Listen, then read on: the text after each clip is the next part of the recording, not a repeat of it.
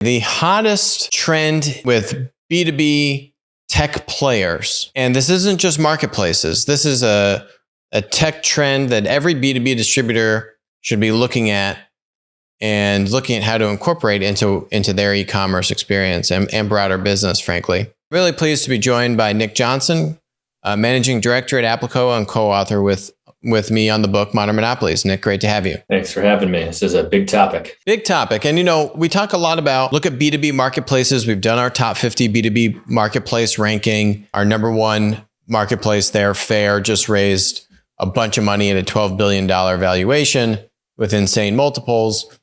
And what we're talking about today, though, is actually not so much the business model of marketplace, but instead saying Applico is looking at what the hottest and highest growth B2B tech companies are doing. And we've essentially analyzed what is that white hot feature? What is that white hot product offering that these, namely marketplaces, are bringing to B2B business customers? And how could B2B distributors basically emulate some of their best features, right? Some of the magic to the marketplace is the business model of the marketplace and taking advantage of fragmentation and all that stuff. And then some of it is just they build a better mousetrap. And if B2B distributors had a little bit more time to emulate and copy some of those features that these tech startups are just iterating faster at, could distributors close some of this gap between the rapid sales volumes and GMV volumes these marketplaces are doing, if traditional distributors could iterate more quickly on the types of features that they're investing in bringing to their e-commerce. And I think this feature could basically help accomplish that. I think what we've seen in B2B is that there's kind of two killer apps, as with what happens in marketplaces in general, logistics and payments. I think in B2B that payments, and we've seen this also in B2C before, payments is kind of the leading edge. So this is the thing that basically is driving the success of B2B e-commerce right now, is the proliferation and adaptation of B2B payments, which, by the way, is why B2B has taken longer than B2C and didn't happen 20 years ago when there was this initial wave of B2B marketplaces. The payments infrastructure wasn't there. It is being built out now. And it is driving the huge success of some of the biggest marketplaces. And we're seeing it, kind of be embraced across the spectrum. And it's being in part driven by new technology, but also in part by customer behavior and expectation change. And if you're whether you're a marketplace or you're a distributor, you definitely can't afford to miss this wave and get left behind. If we look at this, it's not just payments, it's payments and financing. And basically this kind of providing net payment terms, providing net 60 payment terms to business customers and not requiring 3 pages of credit check information and taking 3 weeks to do the approval. But can I give you a $200,000 basically approval for net 60 payment terms with like 3 pieces of data and a 2-minute decision, right? And it's that seamless experience. For a lot of your smaller business customers, they don't need $1 million line, right? A lot of large distributors that are clients of ours will say, yeah, I'll give $1 million line of credit. But for the small customers, which very often account for some of your highest margins, they don't need the $1 million, but they want the speed, they want the convenience. They're happy with a $100,000 or $200,000 approval, but they want it to be painless. And that's exactly the experience that these fintech startups and B2B are bringing on the experience side, as well as then providing the net payment coverage, and then also making the payments processing also very easy. The big takeaway there is if we look at our top 50 B2B marketplace ranking, we estimate that about, I'd say 20 to 25% of our B2B marketplaces today have this feature installed. And we've got some data to share with what kind of increased order size and volumes are they getting once they have these capabilities installed. And we predict that, let's say by the end of Q1 2022, what do you think, Nick? Like maybe another 40% of that top 50, because we just know these marketplaces and we know what's in their planning, maybe like another 40%. Basically, now over half of our top 50 B2B marketplaces are going to have net payment term capability and kind of this seamless payment capability baked in. Is that what you're seeing? Yeah, I think over the next certainly 3 to 6 months, this is going to become a dominant feature for these B2B marketplaces. I think you're going to see marketplaces, small and large. I think the inflection point tends to be around 100 million GMV, where they start to look at embracing these kinds of services. I think there are some much larger than that, in our top 10 that are not there yet, but will be within the next 6 months, certainly. And I think, probably the next 3 months for many of them. So I think that this is gonna be a differentiator for those who can get there first. And then it's going to become a threat for those who are lagging behind. Yeah. And I think that's the thing is this is going to bring about massive business customer behavior change. And we're already seeing it with buy now, pay later on the consumer side. But if you've got over 50% of our top 50 B2B marketplaces having this feature, seamless, integrated experience, and you are a B2B distributor that does not have this capability, you're going to start to lose out on business. And I think we've got some stats. And if you do have it, your order sizes are going to increase, right? So if you don't have it, the customer is going to start to expect this in very short order. You're going to lose that business. And if you do have it, you're going to get more orders from them. It's actually kind of that simple. There's some stats here that you had on this, right? We've seen some of the companies in the space in the B2B side talk publicly about 30% basically order increase. So if you use their feature, they've seen with their customers 30% essentially revenue and order size and conversion uptick. So you're seeing a substantial and pretty quick uptick in throughput and conversion from customers.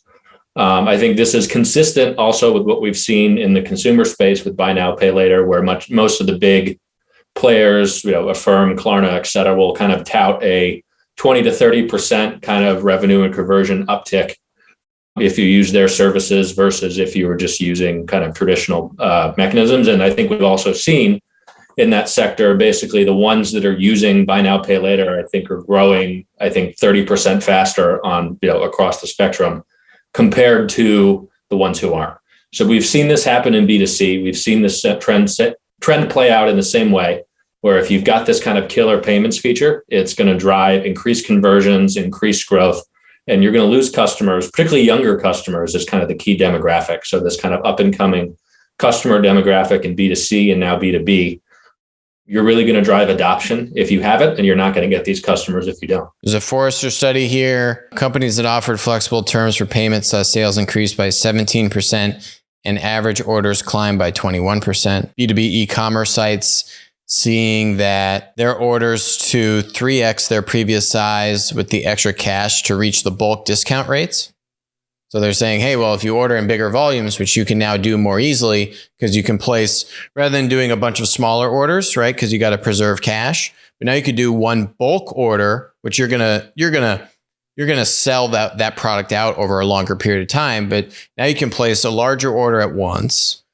You're going to hit bigger kind of payment discount volumes with that e-commerce distributor. But, the point is now that e-commerce distributor is getting that business all in one order, as opposed to saying, well, this customer might have ordered 3 or 4 times smaller orders. Maybe you wouldn't have gotten all 3 or 4 of those orders. Now you're getting all the order volume at once because you're enabling these net payment terms. This is one of those things that I think, Applico has never done this. Applico has created a cross-functional, cross-client, cross-vertical task force within the company to go and do this diligence on behalf of multiple clients in B2B, and basically to say that this is a sector-wide opportunity, paradigm shift in business customer ordering behavior. And both marketplaces and distributors, e-commerce sites need to have this capability, and whoever is going to have this first and going to have the slickest and best integration of this. Also, if you are a distributor that has a big balance sheet, you can leverage that balance sheet to create more customized kind of credit box, credit approval programs in collaboration with some of these fintech providers, which many of these marketplaces just don't have the capital, the balance sheet, the scale to be able to do something like that, right? So, distributors can actually throw their weight around to not only have a slick, technical, seamless product experience, but also bring the capital side of this and roll this functionality out in ways that many marketplaces can't. So there's just so much exciting stuff here. Applico is doing this research. We've been doing this research for months. We've scoured how many targets so far? Yeah, I think we've easily looked at over 50 companies. There's a number out there, and I think there's some that are have been in the business for a while and adapted, some that are kind of fast and up and coming, and there's definitely kind of a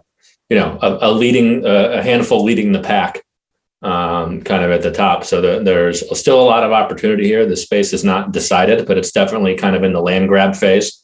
And again, the analogy to buy now, pay later, where 5 years ago nobody knew who these companies were. Now they're worth $30 billion in some cases, and I think that magnitude of opportunity. You could argue whether or not some of those consumer companies are inflated and that's going to come down. But I think the point is that magnitude of opportunity is the same here, if not potentially bigger, just because the magnitude of B2B payments and also the attractiveness of lending to business customers is pretty substantial. Basically, the train is leaving, right? We've got a very narrow window of opportunity. I think before you start to cross a breakout moment where you say, I think over the next few months, we're going to see one or two of these players really break away from the pack in a pretty material way. And you want to make sure that you've integrated with the right partner who is going to have staying power, because yes, a number of these are younger, like low 9-figure valuation fintech startups today. So you want to pick the right partner who's going to have staying power, who's going to do right by you and your customers and suppliers. We see this as a huge opportunity, no matter what you're doing, marketplace, linear e-commerce, distributor, tech company. This is something you should be thinking about if you're not already. I think the one thing I will say is a lot of people confuse this with factoring. Factoring was kind of like the 1.0 of this, where you basically could take an invoice and get paid early.